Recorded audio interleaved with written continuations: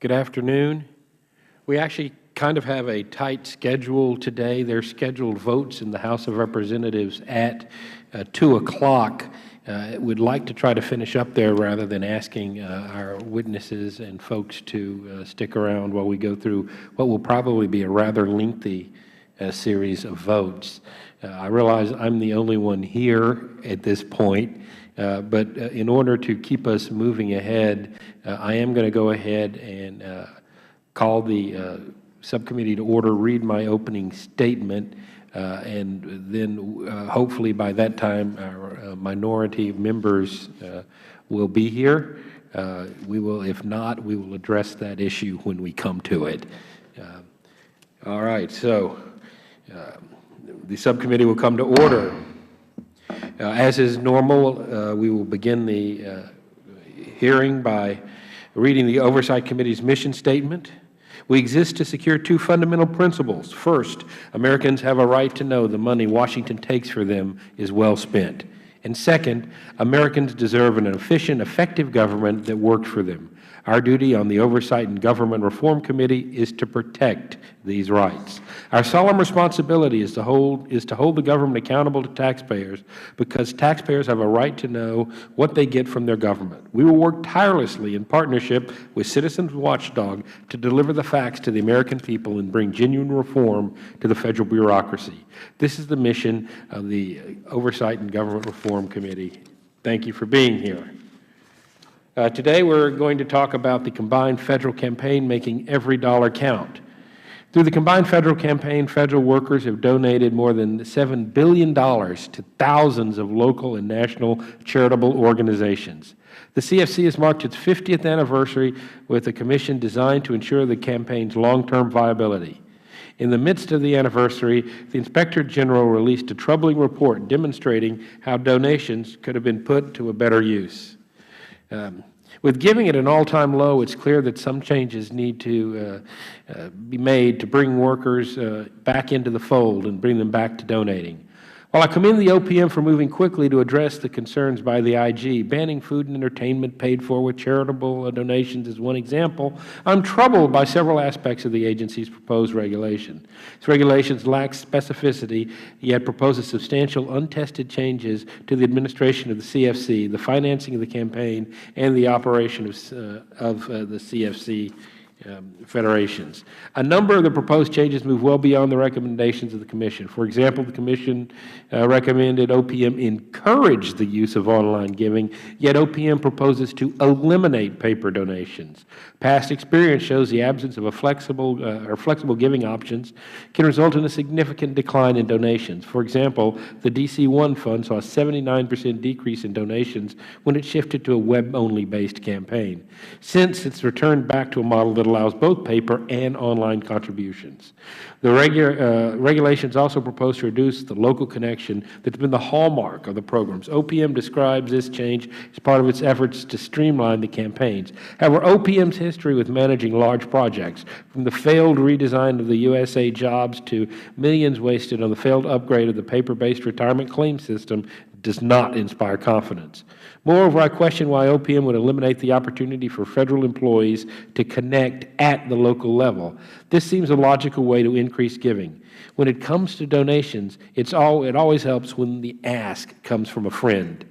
The committee has heard concerns from many, from postal workers to charity watchdogs. I hope today's hearing will help participants better understand the impact of OPM's proposal and will lead to sensible changes that better support those who choose to donate.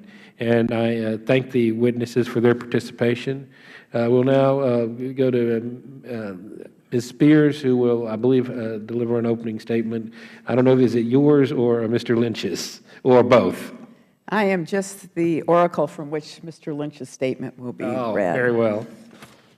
Thank you, Mr. Chairman, for holding this hearing to review the operations of the combined federal campaign and evaluate OPM's proposed changes to CFC regulations. The CFC is the largest workplace giving campaign in the world. Federal employees, military personnel, and postal workers generously donate a portion of their hard-earned dollars to help people in local communities in need. Since the CFC's establishment in 1961, our Federal workforce and uniformed service members have contributed nearly $7 billion to charities that have helped men, women, and children in need. Their generosity has continued even in the face of challenging budget climate, a Federal pay freeze since 2011, sequestration, layoffs, buyouts, furloughs, and legislation targeting their pay and benefits. As a result, it is understandable that contributions to the CFC have fallen from a high of $282.6 million in 2009 to $258.3 million in 2012. However, despite these difficulties, our Federal Government's civilian and military personnel have donated more than $250 million each year since 2004 to help those who are less fortunate. As the Administrator of the CFC, OPM has an important responsibility to ensure that every dollar that is donated by our Federal workers is effectively used to help the individuals who need it. I want to thank OPM for creating the CFC 50 Commission to ensure the continued growth and success of this vital program. I fully support the Commission's goals of increasing the CFC's accessibility, accountability, transparency, and affordability. I believe in the need to increase accountability, strengthen program integrity, and improve the quality and consistency of local campaigns. Last March, the OPM Inspector General found that the campaign administrator improperly charged over $300,000 in campaign expenses and should have used $764,000 in campaign funds more effectively. We must vigilantly prevent waste and abuse of donor contributions. I appreciate OPM's commitment to make the CFC more efficient and effective, and I appreciate the agency's efforts to follow through on some of the Commission's recommendations. Many charities, donors, and watchdog organizations, including the witnesses here today, support proposed changes to the CFC program, but they also have concerns about a number of proposed changes. I understand that OPM is still in the process of reviewing the public comments received on the proposed rule. This hearing presents a good opportunity to hear from OPM, charities, donors, and watchdog organizations about their views on the proposed rule. It is important that we have a conversation about whether, for example, CFC's fundraising structure should be centralized, whether the paper pledges, charity lists, and donations should be eliminated, and whether charities should be charged non-refundable application fees. Making a good thing better is what should unite all of us here today. Thank you, Mr. Chairman, and I look forward to the hearing and the testimony from our witnesses. Thank you very much. And again, we will get underway. Our first witness is Congressman Dave Reichert. He represents Washington's 8th Congressional District. Mr. Reichert, you are recognized. Thank you, Mr. Chairman, and also thank you to the members of the committee for inviting me here today. I'm here because this is something that I'm very passionate about, and I'll share a couple stories with you in a moment. But I first want to say that as a member of Congress, I can tell you that many of the programs, of course, that our government runs don't work. I think we all recognize that. As a former chair of the King County Employee Charitable Campaign in Washington, which is King County's version of CFC, I can tell you that the Combined Federal Campaign is one of those programs that we got right. That's why I've continued to participate as a member of Congress. So first I'd like to share some of my history with CFC, and then I'd like to share why I'm concerned about OPM's proposed changes. The CFC has given me the opportunity to donate to causes like the Special Olympics and the Pediatric Interim Care Center in Seattle, Washington. Now, the Pediatric Interim Care Center is a very special place. It's filled with little babies. And those babies are born in surrounding hospitals in the Seattle area. They're born drug addicted. The hospitals don't have the ability to take care of those little babies. And so they're taken to the Pediatric Interim Care Center in Kent. I happen to have been involved as a detective in a case that took 19 years to solve, the Green River serial murder case. One of the victim's daughters in that case, born as a drug addicted baby, was one of the first babies taken into that organization. I wrote a book called Chasing the Devil. All the proceeds from that book through CFC went to a pediatric interim care center, and I continue to support them today. What a wonderful cause to make sure that our babies have a home. 2 of my grandchildren are adopted from the pediatric interim care center. One, a meth-addicted baby, the other crack cocaine, heroin addicted baby. As the former chair of the King County Washington Employees Campaign, I saw firsthand the benefits that the CFC and its current structure of local control and support had on our community. I also know what it takes to found a nonprofit and have proved to be a part of the CFC. So when I was a detective, my partner was shot and killed in the line of duty. We organized a nonprofit organization around him and his family. That organization still exists today. I was the co-founder of that organization, put together the organization. Took a year or more to become a 501c3, met individually at every precinct, 1,100 employees, to gain their support at the personal level with all those other folks that work with the CFC in Kane County. And finally, we became a part of their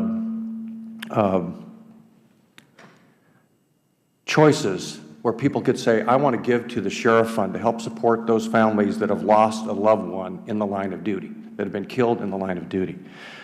So those are 2 special stories to me. It's why I'm so passionate about this. I have 2 grandkids that are drug-addicted babies. I lost my partner who was shot and killed, and these charities help those families. Why I'm here today and what concerns me is that the Office of Personnel Management has proposed wholesale changes to the regulations governing the combined federal campaign. While I say that these changes are based on a report produced by the CFC 50 Commission, most of the proposed changes were never discussed in the hearings leading up to the report or even mentioned in the report's final text. The 2 proposed regulations that concern me the most are OPM's plans to replace a local volunteer campaign structure with a centralized Washington, D.C. campaign.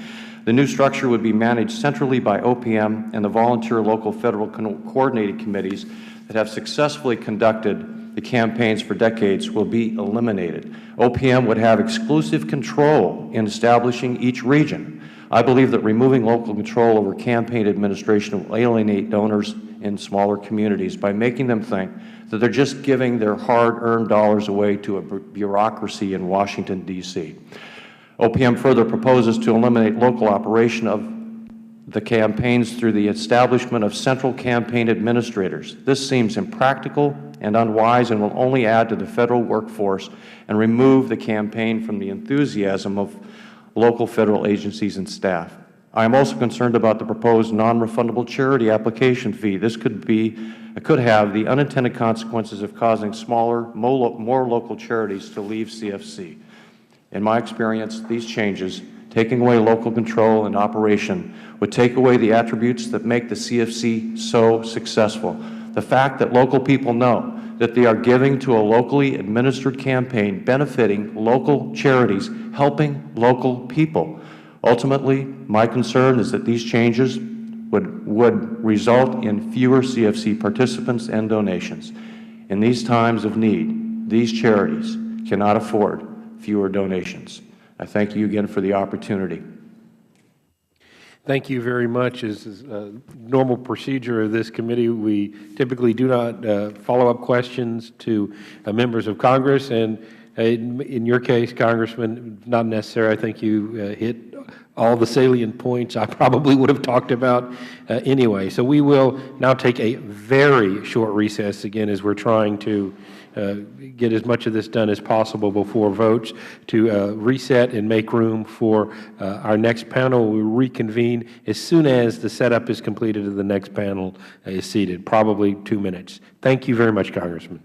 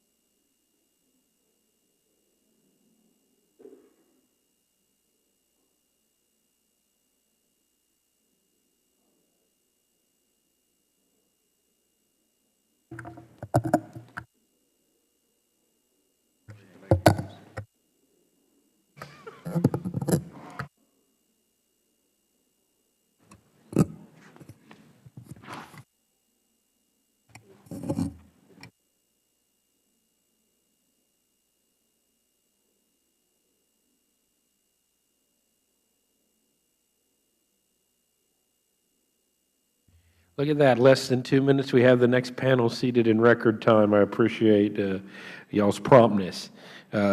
We will now recognize our second panel. Mr. Mark Lambert is the Associate Director for Merit System Accountability and Compliance at the U.S. Office of Personnel Management.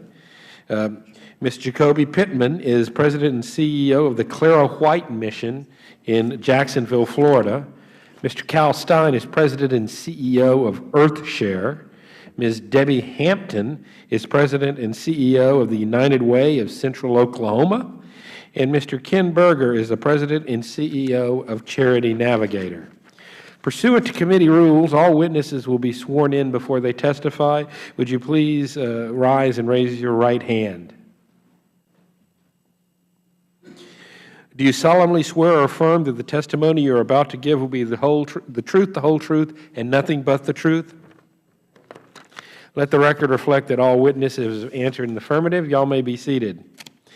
In order to allow time for questions and in order for us to squeeze this in, I don't mean to diminish the importance of this hearing. This is one I fought for, but we are pressed for time today. We ask that the witness limited their testimony to 5 minutes. We have your full prepared testimony in our book. It will be entered in the record. So if you will summarize and do the best you can to stay within 5 minutes, it would be very helpful. So we will start with Mr. Lambert. You're recognized for 5 minutes, sir. Chairman Farenthold and members of the subcommittee, thank you for allowing me the opportunity to appear before you today to discuss the Combined Federal Campaign. The Federal Workplace Giving Program started in the 1950s under President Eisenhower. Back then, there were 4 distinct campaigns administered by different charities. Although a great program, it was considered expensive and disruptive to Federal employees because of multiple solicitations throughout the year. In 1961, President Kennedy, by executive order, directed the chairman of the Civil Service Commission to oversee the program, which resulted in 1 campaign season that continues today. Pledges to the CFC are used to support charities that provide human health and welfare services throughout the world. The CFC is managed and overseen by the Office of Personnel Management to ensure the campaign is effectively and efficiently administered and that campaign components meet Federal requirements. Currently, the CFC has over 160 local campaigns, and each campaign is managed by a local Federal Coordinating Committee and administered by a Principal Combined Fund organization. The LFCC is a group of Federal employees that act as a de facto board of directors, while the PCFO administers a local campaign under the direction and control of the LFCC and the Director of OPM. Since 1961, Federal donors have pledged over $7 billion to charities through the CFC. In 2012, contributions totaled $258.3 million. In 2011, the CFC celebrated its 50th anniversary, and former Director of OPM John Berry announced the formation of a Federal Advisory Committee, known as the CFC 50 Commission. The Commission was established to review the present structure and processes of the CFC and was tasked with developing recommendations to improve and modernize the CFC, as well as to enhance accountability and transparency. Convened in September 2011, the Commission was comprised of 28 members, including Federal employees from multiple agencies, members of LFCCs and PCFOs, the GAO, the OPM Office of the Inspector General, charitable watchdog groups, leaders of charitable organizations, and representatives from the National Active and Retired Federal Employees Association and young government leaders. The Commission focused on 4 main areas: donor participation, infrastructure, standards of transparency and accountability, and an Inspector General task force. In July 2012, the Commission issued 24 recommendations. The recommendations identified ways to enhance the donor experience, address the rising costs of the CFC, and institute better procedures for meeting the needs of donors and charities in order to increase transparency and accountability and improve the overall oversight of the CFC's use of funds. OPM reviewed the Commission report and concluded the recommendations reflected changes that would improve the CFC for both donors and the charitable organizations. To implement the donor participation recommendations, we proposed regulatory changes including moving the solicitation period to end on January 15th, allowing new employees to make payroll deductions, creating a disaster relief program, and recovering administrative costs through an application fee from charities. To implement the CFC infrastructure recommendations, we propose regulatory changes including reducing the responsibilities of the LFCCs and changing them to regional coordinating committees, eliminating redundant campaign administration functions by consolidating them into one or more central campaign administrators, requiring the CFC charity list be made available exclusively through electronic means, and requiring all donations to be made via electronic means.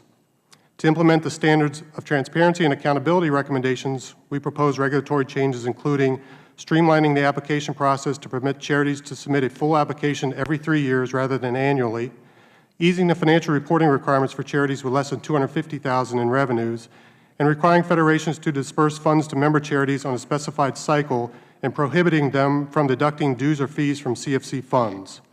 At present, OPM is reviewing comments from the proposed rule, which was issued on April 8, 2013. Mr. Chairman, over 50 years ago, the Federal Workplace Giving Program was in need of reform. The resulting CFC has served us well until now. Through the CFC, we annually solicit millions of employees and uniformed service members. However, over 37% of donors in the past decade have walked away under the current practices. As such, it is evident that we are once again at a time of needed reform. I believe the changes recommended by the CFC 50 Commission and proposed in our rule will usher in the needed reforms to attract new donors and provide new contributions to the participating charities. OPM has historically demonstrated our commitment to working with our CFC stakeholders, and we plan to continue to partner with them going forward. I want to thank you for this opportunity to testify today, and I'm happy to address any questions you may have. Thank you very much, and you did that right on time. We'll now go to Ms. Pittman. She is the President and CEO of the Clara White Mission in Jacksonville, Florida. Ms. Pittman? Thank you. Good afternoon, Mr. Chairman and members of the subcommittee. It is indeed an honor to be here today. I am here as the CEO and President of the Clara White Mission, where I have served for 21 years. I'd like to share my concerns on how several of the proposed changes to the combined federal campaign will hinder and negatively impact our ability to deliver services in our community for the homeless and low income in Jacksonville. For over 109 years, the Clara White Mission has had a history of providing services, and through the dollars that are entrusted to our agency by federal employees through the CFC campaign, we're able to support and uplift the neediest in our community. Our goal is simple. We help train and place individuals in jobs so they can become self-sufficient and independent in our society. Our programs are designed to train and educate homeless veterans and low-income individuals in life and career skills that will allow them to give back while training, serving, and preparing meals to over 500 homeless individuals 7 days a week at the Clara White Mission. To date, over 700 students have graduated from our program and been placed in jobs within 90 days of graduating, and 67% of those placed in employment remains in the workforce. Our track record is a direct result of continuous support from the combined federal campaign, from which we have received over $190,000. I'd like to tell you about a story of a gentleman that has been helped by our program. Hezekiah is a native of Havana, Florida, reared by both parents. Upon graduating from high school, he joined the Army on October 8, 2005, and was discharged on October 8, 2008. He was stationed in Fort Jackson and enjoyed the life of a family man and serving his country. He mentioned that being married and being in the military made him grounded and stable. Unfortunately, soon after he was discharged, his perfect family life was shattered by the unexpected death of his wife, whom he loved dearly. He found that coping and living without her was very challenging, which led him to a spiraling life of drugs. He began using cocaine. He ran away to Tallahassee in hopes of starting a new life, but every day he used drugs while working. Eventually, he lost his job and started stealing to support his habit. He was arrested and served 1 year in prison. After he completed his sentence and a rehab program, he moved to Jacksonville for a fresh start once again.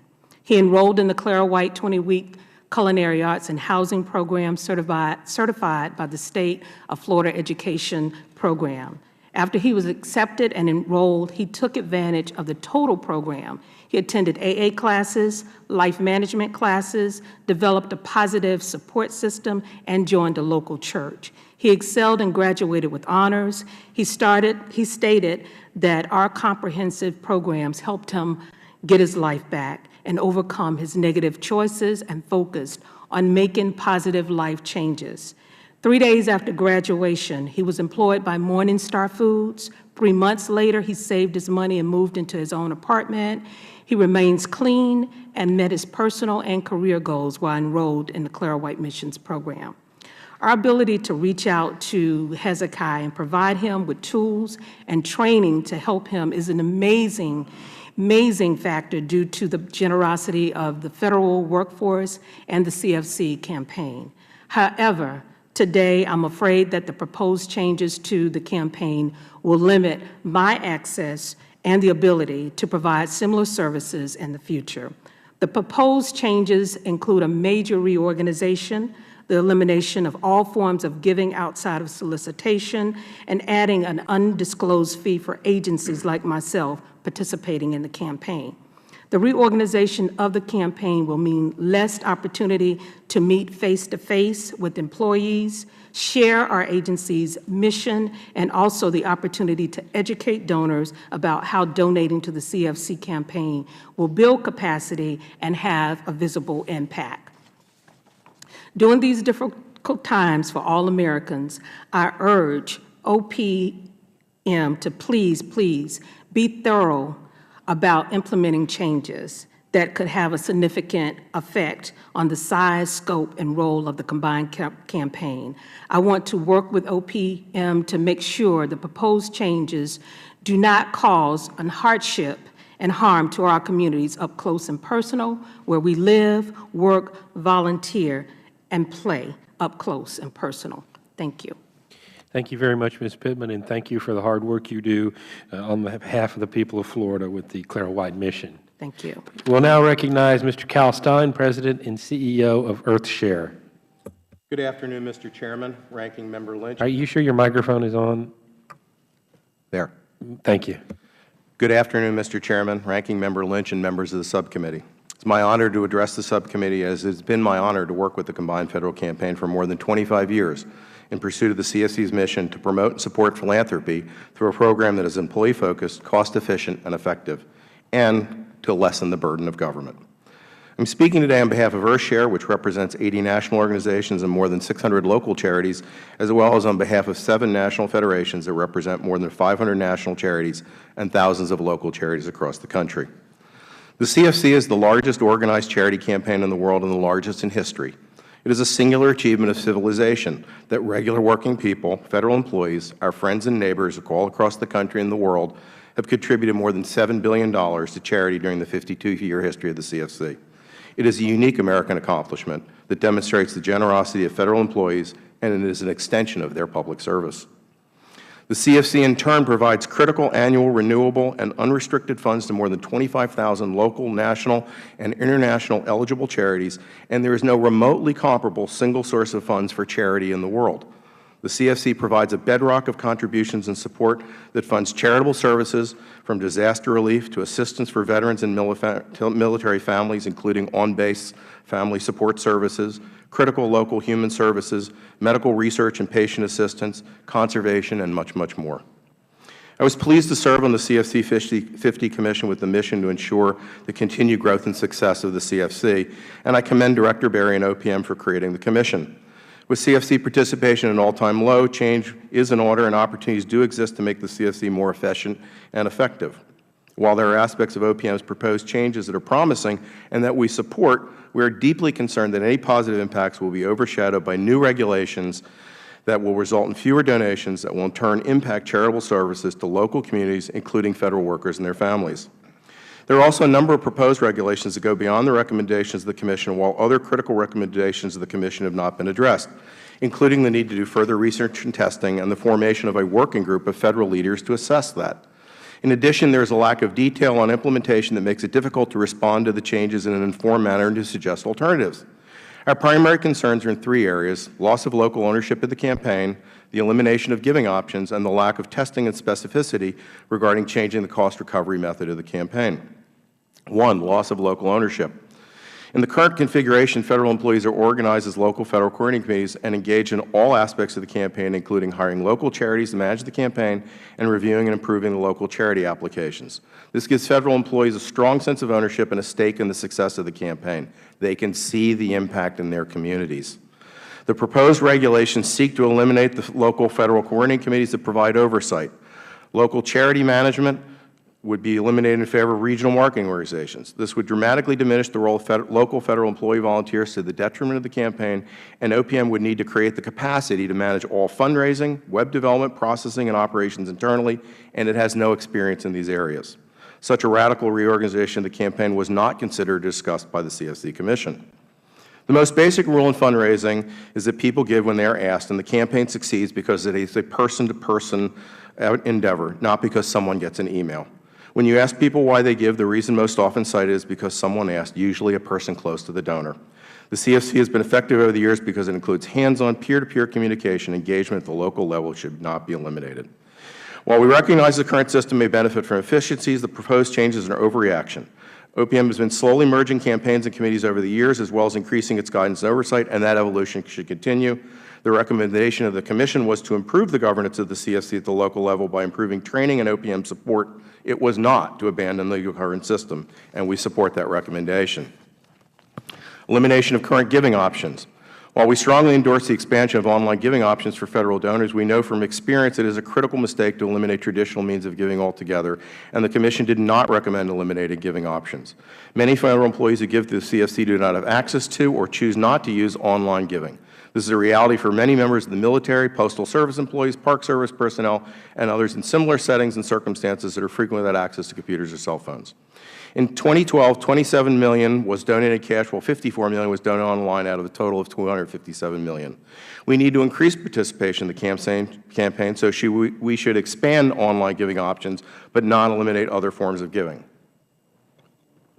Allowing donors to give in the method most convenient and secure for them is the key to donor satisfaction and increased participation. While some employees are content to give electronically, others prefer to give in other ways. Forcing people to give in a manner they are not comfortable with is not conducive to encouraging people to participate in the giving process. Third, and my final point, lack of testing and specificity regarding changing the cost recovery method. No details have been provided on the proposed upfront and non-refundable fees for charities to participate in the campaign, including the amount of the fees and how they will be assessed and adjusted each year. The proposal of an upfront fee against an unknown return and that will be non-refundable under any circumstances, including withdrawal or denial, is patently unfair. Without more information, charities will be forced to make expenditures without knowing the benefits, which is bad governance. Due to the way the campaign cycles work, a charity will have to pay the fee twice before it knows it will see any return on the investment. This is the equivalent of a college insisting on 2 years' tuition fees up front with the possibility of rejection, but no possible refund. The Commission agreed that changing the fee structure is critical in increasing participation. The objective is to increase the value of the campaign to Federal employees. However, charity fees should first be tested at the local level before changing the entire campaign. Last year, OPM tested universal giving, which allows donations outside of current duty stations in 3 local CFCs, and this was a relatively benign change of the campaign with no opposition or downside concerns. Changing the financial structure of the campaign is far more reaching and potentially disruptive, so it should be developed with an equally cautious approach that does not put donations at risk. The Commission recommendation was to develop surveys and focus groups to determine what donors want, and that OPM should organize an ongoing working group with wide Federal Department representation to recommend modifications of CFC. OPM should follow that recommendation before proceeding further. Despite the numerous challenges, $257 million was contributed last year by Federal employees at a cost of less than 11%, which is outstanding by any measure of effectiveness. I believe in the power of the CFC to be a positive force for the government, Federal employees, and the communities where we live, work, and play. We look forward to working cooperatively with OPM to continue a dialogue that ensures any changes in the current regulations will not only promote efficiency, but also result in greater charitable giving and employee participation that will grow the campaign. Thank you for your time. Thank you, Mr. Stein. We'll now go to Ms. Debbie Hampton, the President and CEO of the United Way of Far North Texas. Oh, I'm sorry, Central Oklahoma. Chairman Farenthold, Ranking Member Lynch, and members of the subcommittee, thank you for allowing me to testify today in the hearing of the combined federal campaign. I'm here today to express United Way's concerns about OPM's proposed changes to the CFC. United Ways are the PCFOs for more than 80% of the approximately 150 individual CFCs, working with LFCCs to manage more than half of the approximate $265 million raised annually. In 2012, Central Oklahoma CFC raised $3.2 million. We solicited over 35,000 federal employees. 9,100 chose to give to 1,500 charities. But more importantly, those charities helped tens of thousands of individuals and families throughout Central Oklahoma, including federal employee families. The United Way Network has a long-standing relationship with OPM, and while in partial disagreement with OPM's proposals, we are confident that United Way and OPM will continue to have a strong, productive partnership for years to come. Some modest reforms may be needed to sustain the integrity and operational strength and effectiveness of the CFC, but our view is that this regulatory process needs to start from the beginning to ensure meaningful involvement by organizations with greater expertise in workplace charitable giving. There are several specific recommendations that we believe undercut the CFC's operational effectiveness and integrity. Three main examples of that, first being elimination of local involvement in favor of a limited number of regional coordinating committees and central campaign administrators. Second, charging charities a non-refundable upfront fee to participate. And third, shifting to an Internet-only campaign. Among the changes that I just mentioned, the most damaging and destructive would be the disconnection of CFC from local engagement and the transfer of local campaigns to a regional administration.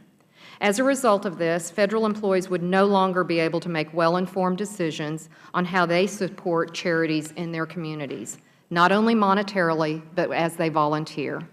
CFC decisions would then be outsourced to a regional authority without regard to unique needs of individual communities.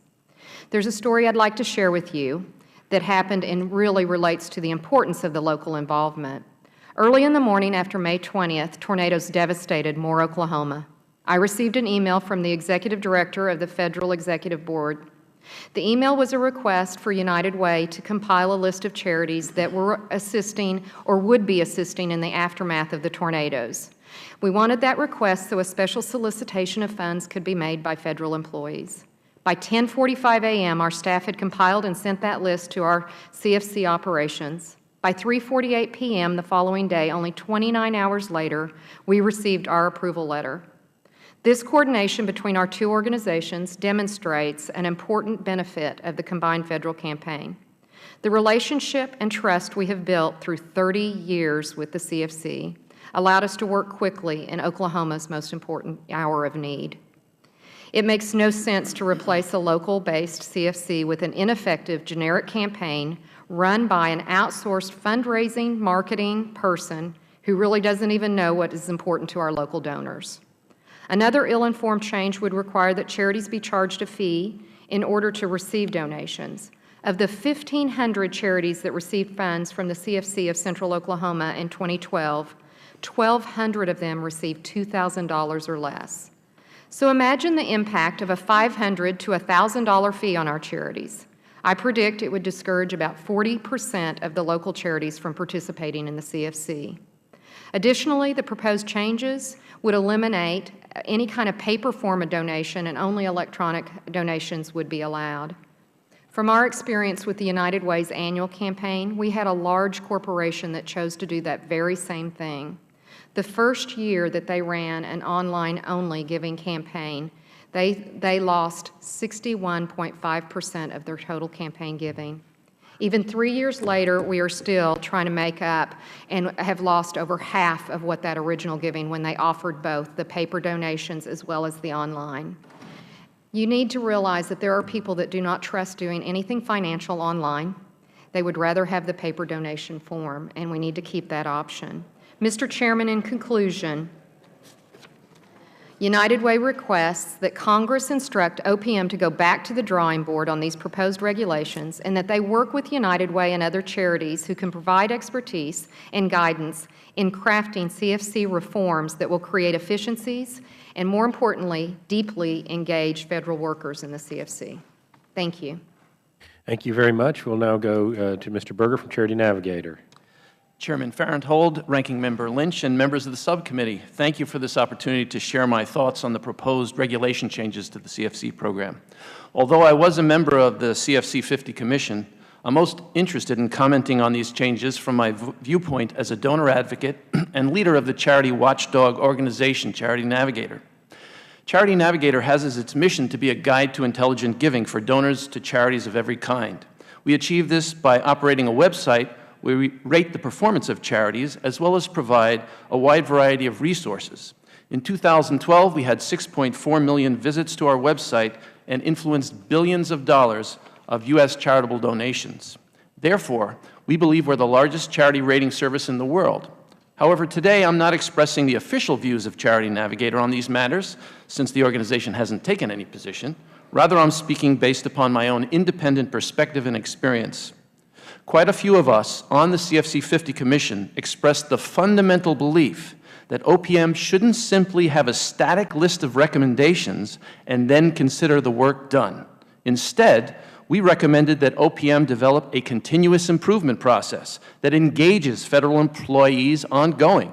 This involves creating a working group made up of a representative sample of Federal employees that would be consulted continuously by OPM regarding changes being considered over time, as well as a vehicle for employees to initiate new ideas to be considered.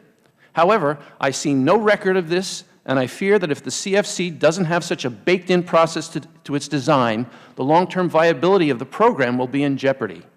I'm also extremely concerned that many of the proposed changes don't reflect any plan to pilot test or conduct further data analysis. The need for this is critical to the integrity of the program to meet the growing concern for transparency and accountability, as well as best practices of securing ongoing donor feedback. Of the 13 OPM proposed actions that require regulatory changes, there are 6 with which I'm not in full agreement. First, regarding the proposal to charge all charities an application fee to participate. 83% of charities in the United States are $1 million or less in size.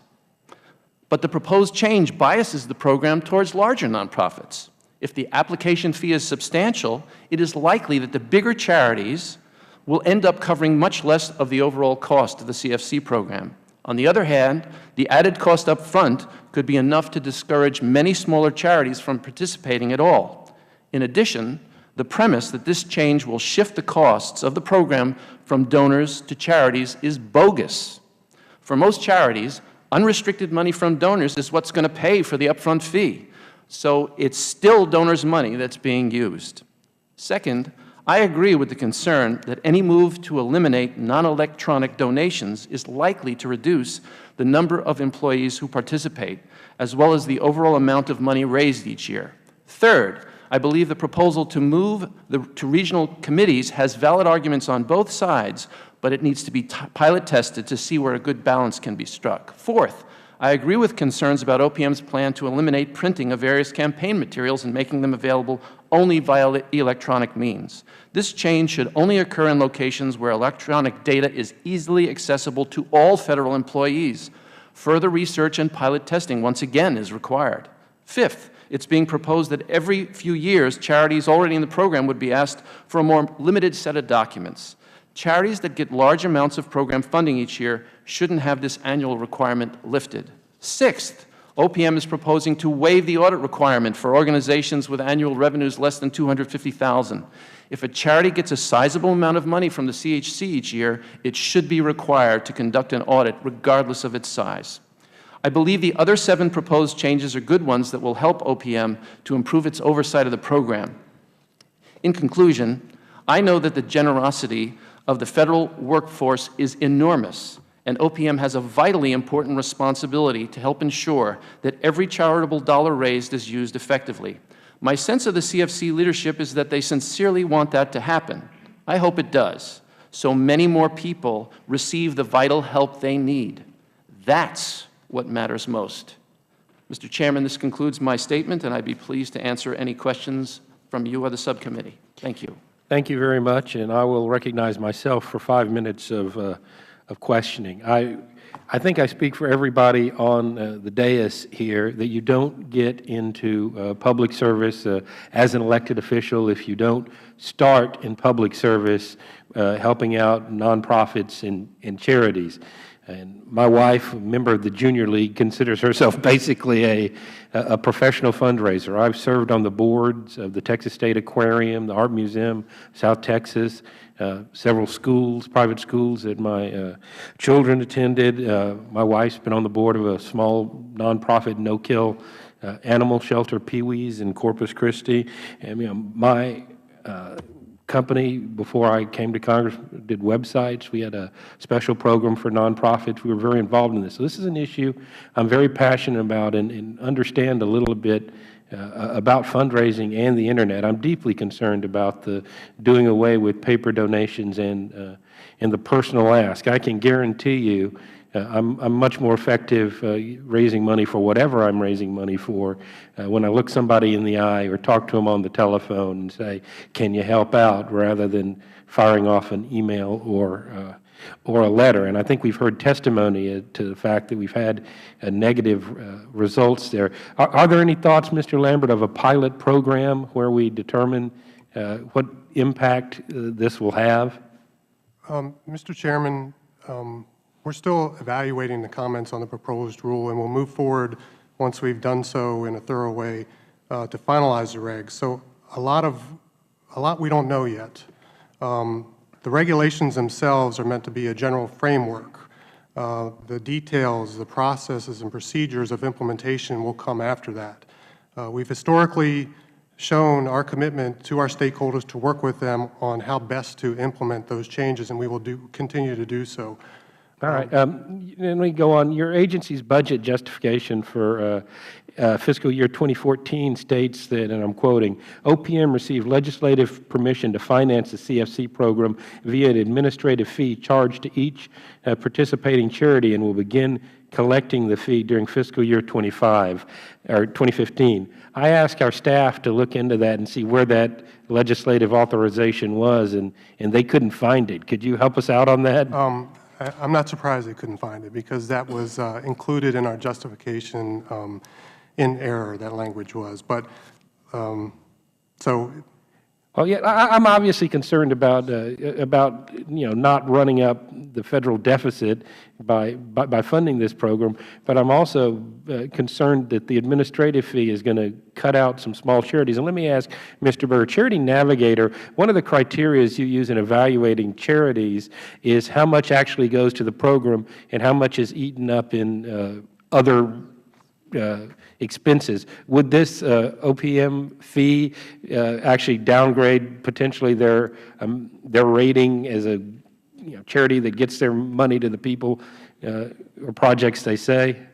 Well, I want to emphasize that overhead is one of a number of things that need to be considered, and so the overall picture of a charity, its performance, its results are most important. But within that context, we certainly do think that higher overhead in some cases is a good indicator of inefficiency and can be a problem, and it would impact the rating of a charity if it became excessive. All right, and I'm going to go to Ms. Pittman, because she's a small local charity, and that just on a personal level, and no offense to United Way, Ms. Hampton, but I tend to like the local charities where I know the people involved and can really see the impact that they're having. And we heard some testimony about the disparate impact and these new rule changes might have on smaller charities. Can you just spend maybe 30 seconds telling us how some of the negative impacts you see? Well, I will tell you, as you mentioned earlier, the personal ask and the volunteer is important. Just yesterday, I had an opportunity to go speak at the DEP, and because of a relationship that we had over 5 years ago, I go at least every other year to give them an update of what's going on locally with our organization. If I'm not able to go inside and talk to the federal employees, that will definitely impact what we do locally, and that means that those dollars that we're used to, depending on helping the homeless and low income, those dollars will stop. They will cease. Thank you very much. I see my time is about to expire. I want to give everybody on the panel a chance to go with their first round of questioning before we have to go for votes. So I'll now recognize the ranking member, Mr. Lynch. Thank you, Mr. Chairman. First of all, I want to thank Mr. Davis for his kindness. He was the I served as his assistant. He was my mentor before I took over ranking member here, and I'm sure he ably conducted my duties in my absence. And I want to thank him, and also Ms. Spear, who delivered my opening statement. I want to thank all of the panelists for coming forward and helping the committee. You know, this was a tremendous blessing we have in so many federal employees who are willing to donate. And so, you know, I think some of these recommended changes could be classified under no good deed goes unpunished category. And I just want to, at the outset, I just want to ask Mr. Lambert, have we looked at what impact? Now, we are in the third year of a pay freeze for federal employees. Third year. We started this back in January of 2011. So we froze the pay of federal employees. What impact has that had on you know, donations? Have we looked at that? I know they've been dropping off in those years. Do we think any part of that is the fact that we've withheld raises for our federal employees?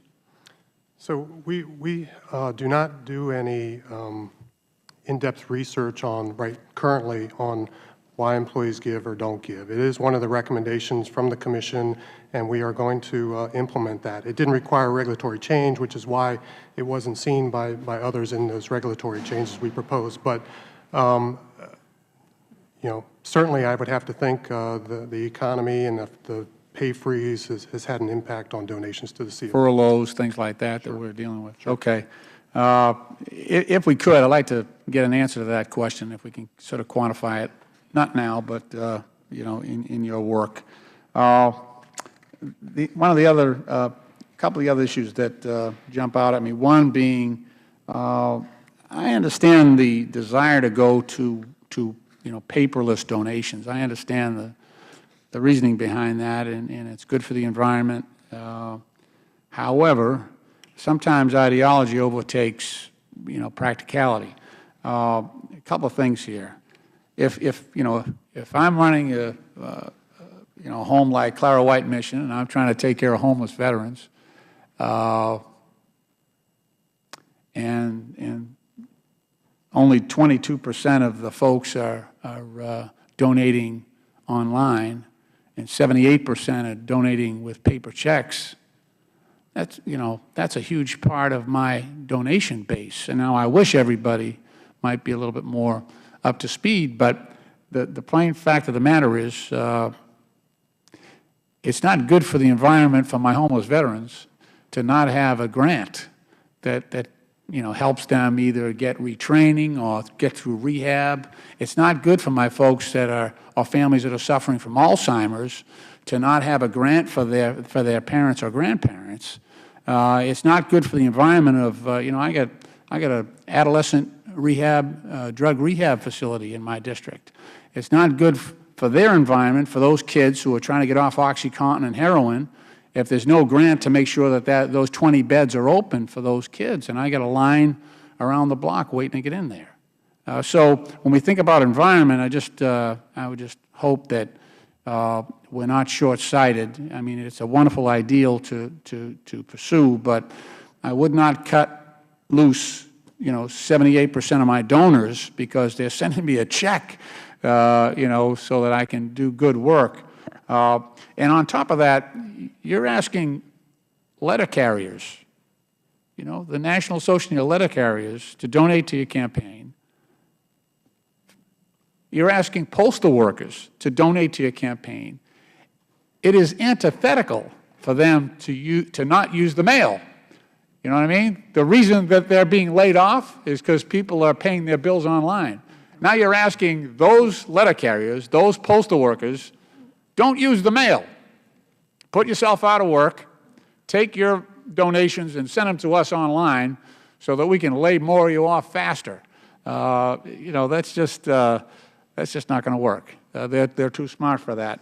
So, you know, we got to back off a little bit and do what we can to encourage e-donations. But now the last point I want to hit on is the disaster relief piece, because I think that is a wonderful idea. And I know how patriotic and loyal and good our Federal employees are, and I could see how they would step up in a situation like the Oklahoma tornadoes, or even, you know, the terrorist attack in my district in Boston at the marathon, or you know, these firefighters that just were killed so in such courageous line of work. I could see where folks would step up in a tragedy like that, especially Federal employees. Would this require a separate campaign? Is that how this is envisioned? Because it lacks some detail here. Like if it was outside the normal donation period, the campaign period, would this be a separate type of campaign? Because, you know, in my district, we're getting 100-year storms, you know, every 3 weeks. So I could see where the need for this would be, you know, spot on. It's a great idea, and I'm a little fuzzy on the details and how that might work. Well, Congressman, it could be. Again, we're seeking through the proposed regulations to get the authority to be able to do that. Once we have an authority, we will, again, work with all of our stakeholders to develop that program. But you're right, it could be a year-round program that is available, you know, immediately for Federal donors to be able to start contributing to, and to get that money as fast as possible to the local organizations that are responding to those disasters. Okay. You've been very generous with my time, Mr. Chairman, and I appreciate your indulgence. I yield back. It's my pleasure. We will now go to the gentleman from Michigan, Mr. Walberg. Thank you, Mr. Chairman, and thanks to the panel for being here. I wish I could have heard you, though had opportunity to review your statements.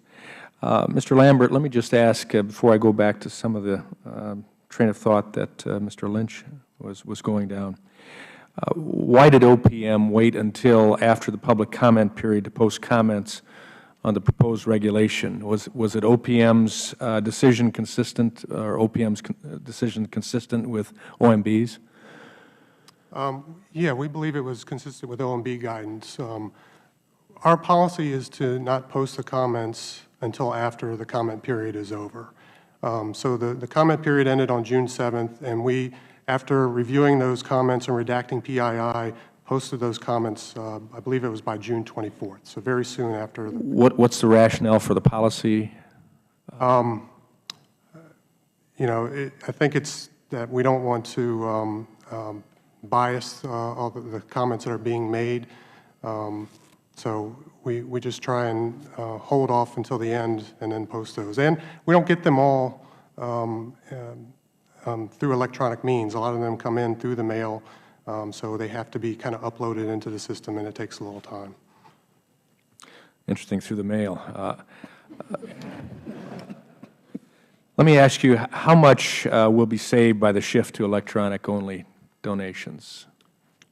I don't have a specific number, but I can tell you shifting to an automated environment would be significant savings. When you consider that we solicit over 4 million donors, and that charity lists are produced I guess pretty close to 4 million. That's a lot of printing that happens.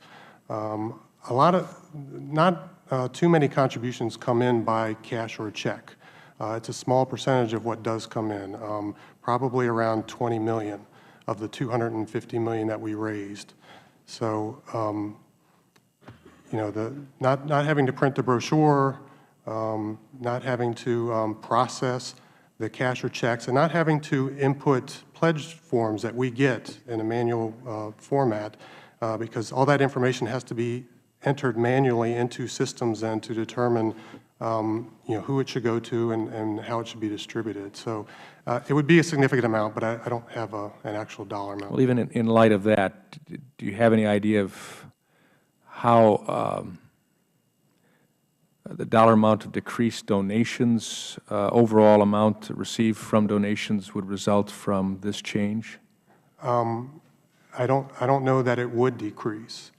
Again, cash and check donations are a very small percentage of what we get, and we think a lot of those people, now, again, automated systems aren't available in all 160 of our campaigns. So right now, it might be a small percentage that are coming in that way. We are seeing that this is growing every year. But we also think that by implementing and going to an automated fashion, we would attract a lot of new donors, new younger donors who are used to operating online.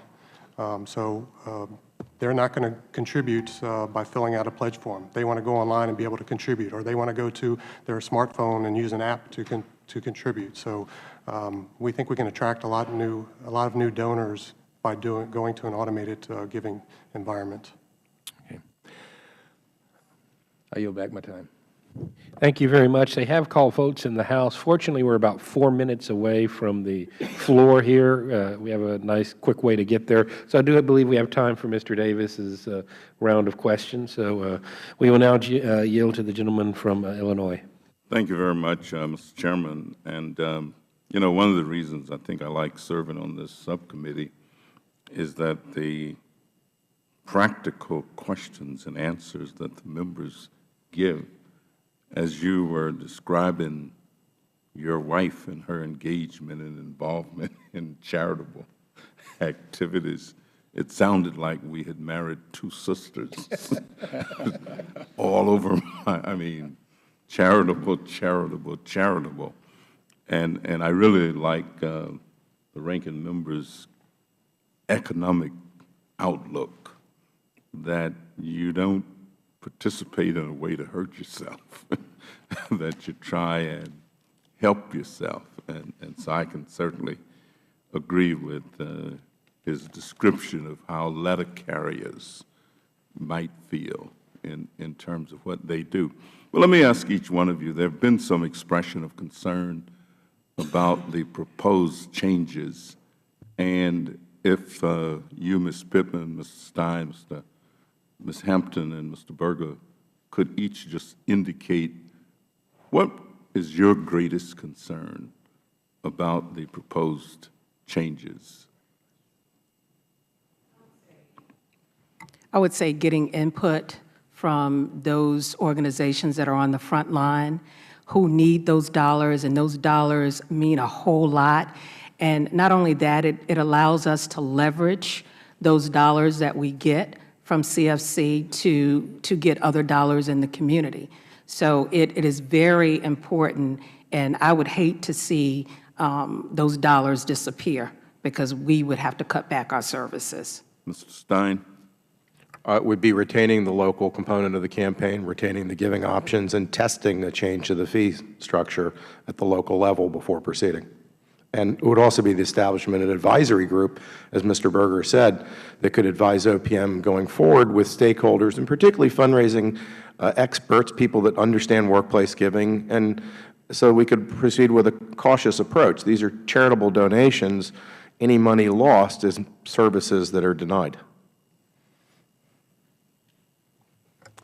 I would have to echo what Mrs. Pittman and Mr. Stein have said, but it goes back to the local presence. I also have concerns for the federal employees, because when they have that local presence, they themselves know where to go for help, and their families and their coworkers, and they seem to be a resource to others to tell them where to go. Oklahoma is a very disaster-prone state. And I can tell you there were over 100 families off our military base that were affected by these tornadoes, and they knew how to get help, and it was thanks to the CFC campaign. Well, when I was on the CFC 50 Commission, one of the things we kept saying, some of us, was It shouldn't just be about the 28 of us telling you what we think. It shouldn't be me here telling you what I think. It really should be the federal employees that donate that have an ongoing voice. The donors need to have a voice in this on an ongoing basis. That is by far more than anything else. And then also test, test, test. As you heard from a number of the remarks, that there are a number of things where we don't have the data, we don't know the answer, and that's critical to get those answers and to make informed decisions as we move forward with any of these changes. Let me ask, Mr. Berger, is it your hope that the data you have received across the board, as people have responded, would also indicate or would also have enough expert opinion coming from people who are users of the service, of people who are most involved, that becomes very helpful to OPM as it finalizes any new rules?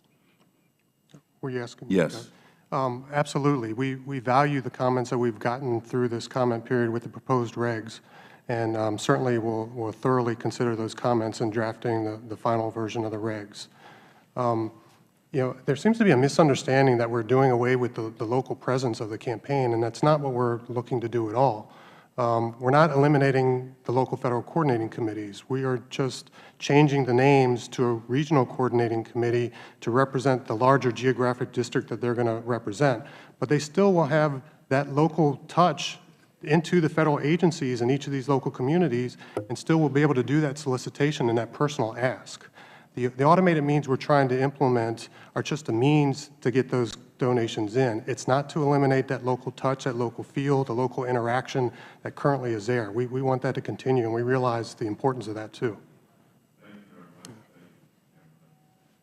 Thank you very much. As we conclude, I do think we can sum up a lot of what we've heard here is we don't want to take the local aspect out of it. We don't want to place the federal programs out of the reach of the smaller local charities. I think those are two of our big takeaways. We've covered a very broad and important topic in a very small amount of time, but I do think we've gotten the information that we need. We have a relatively thorough record here with your written testimony and the questions. I'd like to thank all the witnesses for their involvement in their communities, in their states, in our country, and in the world. Together we all are making a difference, and we thank you for taking time to be with us and educating us today. The subcommittee now stands adjourned.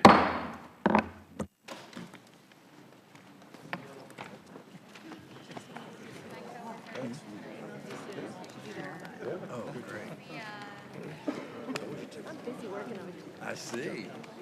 Making progress. Well done.